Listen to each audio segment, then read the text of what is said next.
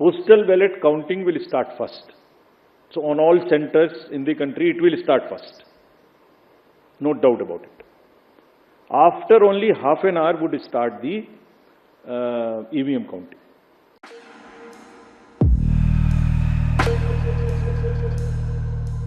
देखिए, postal ballot की जो स्कीम है,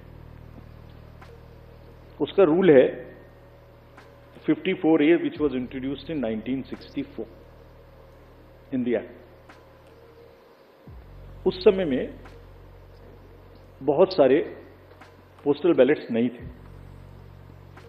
उस समय में सीनियर सिटीजन्स नहीं थे, PWDs नहीं थे, ETPBS भी उस तरीके का नहीं था. तो धीरे धीरे संख्या बढ़ रही है.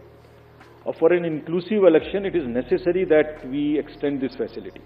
जैसे पिछली बार आप ही ने कहा था कि आप लोगों को ये फैसिलिटी नहीं है, हमने जाके एनेबल की.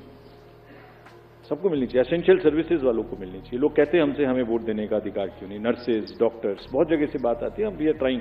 हमने तो रिमोट वोटिंग में जो लोग घर से बाहर चले गए उन तक के लिए प्रयास करने की कोशिश की थी, जो अभी समय नहीं आया. तो ये जो एक्ट कहता है, जो रूल कहता है, वो क्लियर कहता है कि postal ballot counting will start first. So on all centres in the country it will start first.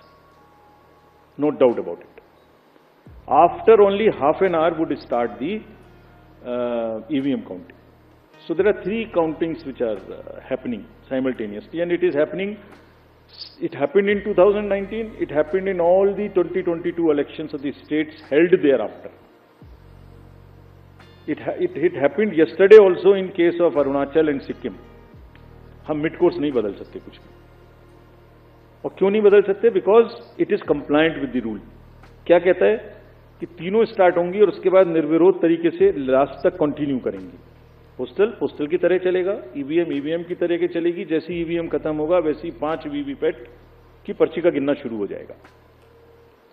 और आप लोगों की जनरल जानकारी के लिए, almost majority of the booths में पोस्टल बैलेट की संख्या कम है, तो वो वैसे ही ऑटोमेटिक पहले खत्म हो जाएगा. It will continue like this. This is what I wanted to से.